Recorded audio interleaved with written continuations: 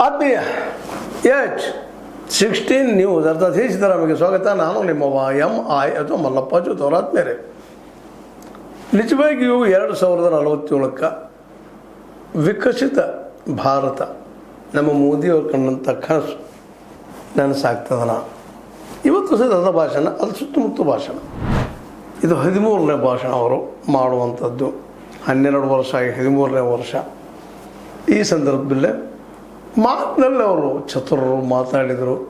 ನಿರಂತರ ಕೇಳ್ತಾನೆ ಬಂದಿದ್ದೀವಿ. ಈಗಲೂ ಅಷ್ಟೆ ಅವ್ರ ದೃಷ್ಟಿ 2047 ವಿಕಸಿತ ಆಗ್ತದೆ.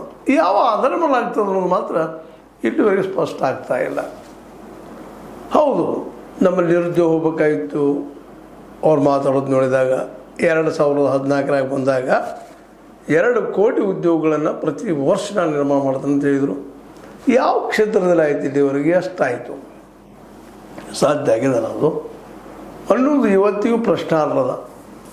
ನಿರುದ್ಯೋಗಂದಿ ಅತ್ಯಂತ ಹೆವಿ ಆಗಿದೆ ಅನ್ನೋದು ಸಾಕ್ಷರ ಜನಜಿ ಹುಟ್ಟಷ್ಟಲ್ಲ, ಇವತ್ತು ದೇಶವ್ಯಾಪಿ ಆಗ್ಲಿಕ್ಕತ್ತದ್ರು ಜನಜಿ ಮತ್ತು CJP. ಇದು ಹುಟ್ಟದ ಕಾರಣಕ್ಕರ್ತಾರೆ ಸ್ವತಃ ಮೋದಿಯವರು. ಅಂದ್ರೆ ಏನು ತಪ್ಪಾಗಲಿಕ್ಕಿಲ್ಲ. ಯಾಕಂದ್ರೆ ಇವ್ರ ಕಾಲದಲ್ಲೇ ಆಗ್ಯದ.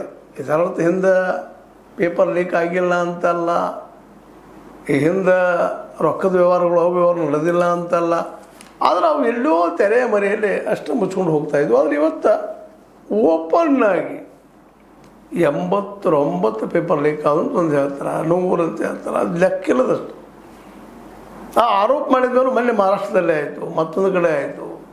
ಅಂದ್ರೆ ಇಲ್ಲೇ ಈ ದೇಶದೊಳಗೆ ಈ ಭ್ರಷ್ಟಾಚಾರ ನಿಲ್ತಾ ಇಲ್ಲ, ಪೇಪರ್ ಸೋರಿಕೆ ನಿಲ್ತಾ ಇಲ್ಲ, ಇನ್ನೂ ಹೆಚ್ಚಾಗ್ತಾ ಇದೆ.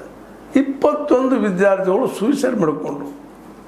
ಹೌದು ಬಿಡಪ್ಪ, ಎಲ್ಲ ಸಮೃದ್ಧ ಆಗ್ಯದ, ಅವ್ರ ಸಿದ್ಧಾಂತ ಸರಿನೇ ಅದ, ಅವ್ರ ರೈಟ್ ವಿಂಗ್ ವಿಚಾರಗಳು ಸರಿನೇ ಅದಾವ, ಸಂಘ ಪರಿವಾರದ ವಿಚಾರಗಳು ಸರಿನೇ ಅಂತ ನಾವು ಹೇಳ್ಕೊಂಡ್ರೆ ಅಟ್ಲೀಸ್ಟ್ ಇಲ್ಲಿ ಏನಾದರೂ development ಆಗ್ಬೇಕಾಯ್ತ.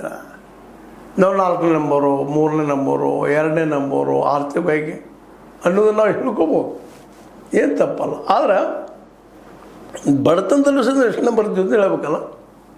Per capital income ಪ್ರತಿಯೊಬ್ಬೊಂದು equal ಅದೇನಪ್ಪ ಈ ದೇಶದಲ್ಲೇ.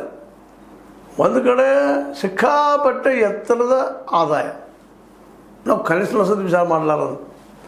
ಇಡೀ ವ್ಯಕ್ತಿ ಜೀವನ ಪರ್ಯಂತ ದುಡಿದ್ರೂ ಒಂದು 10 ಲಕ್ಷ ಗಳಿಸೋಕ್ಕಾಗೋದಿಲ್ಲ.